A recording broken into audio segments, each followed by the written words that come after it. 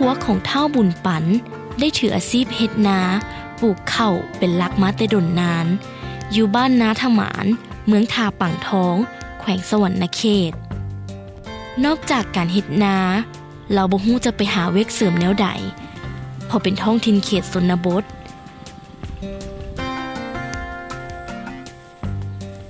แล้วจึงนำพาครอบครัวเฮ็ดสวนข้างเฮือนเพื่อปลูกมันต้นและเลี้ยงหมูเป็นจำนวนหลายโตเพื่อเอาไว้ขายเป็นรายรับให้แก่ครอบครัวแต่ว่าชื่อบุญปันอายุ50 ปีแล้วก็มีจำนวนคนในครอบครัว11 คนหญิง2ในระยะผ่านมาครอบครัวข้าพเจ้าก็ทุกยากเงินใช้จ่ายก็บ่เพียงบ่พอนะอยากส่งลูกไปเรียนได้อยากซื้อน้ำมันใช้ไถนาได้แล้วก็ซื้อปุ๋ยซื้อหยังก็บ่เพียงพอนะขาดเคินๆนั่นแหละเนาะก็คือสนใจไปเห็นเขาเฮ็ดจะไปทัศนะโครงการพาไปเห็นเขาเฮ็ดแล้วก็อยากเฮ็ดไปน้ำนะพาครอบครัว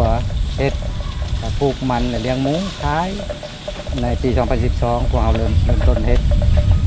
เนื้อที่ปลูกประมาณ1 ไร่แล้วข้างสนิทนะแล้วก็บ่ได้ใช้อันนั้นเลยบ่ได้ใช้ปุ๋ยได้นี่เลยปีนี้พวกเราก็ได้ขยายออกประมาณ1 ไร่รวมเป็น2 ไร่ง่ายหัวมันก่อนว่าคันว่าเฮาขายเป็นหัวนี่มันราคาบ่แพงนะอันนั้นบรรทัด1บรรทัด2ก็ถือว่าพวกเฮาก็ปลูกบ่หลายนะทางบริษัทเพิ่นก็บ่ซื้อมันน้อยนะ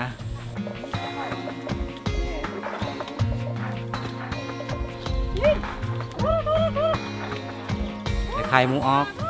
ได้หลายท่านแม่นาชีโตออกลูกเป็น26 โต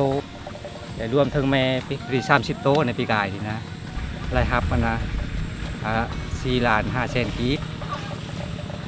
พอใส่ในครอบครัวแล้วใส่จ่ายยามนี้ยังทันในใหญ่แล้วก็เอาใบมันต้มกับหำมันนะให้มันกิน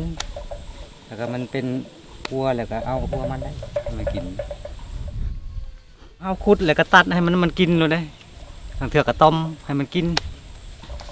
นั่นนะหำนี่มันบ่อยากผีปานใดตัวนี้โอ้ผีปานยังเกลือมันปัจจุบันครอบครัวของเฒ่าบุญปันแม้นมีชีวิตการเป็นอยู่ที่ดีขึ้น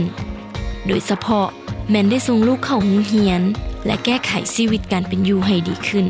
ซึ่งรายรับแม้นมาจากการขายหมูและขายมันต้นเดี๋ยวนี้ดีแล้วพอมีเงินใช้จ่ายนั่นแหละส่งให้ลูกไปเรียนก็พอมีเงินใช้นั่นแหละ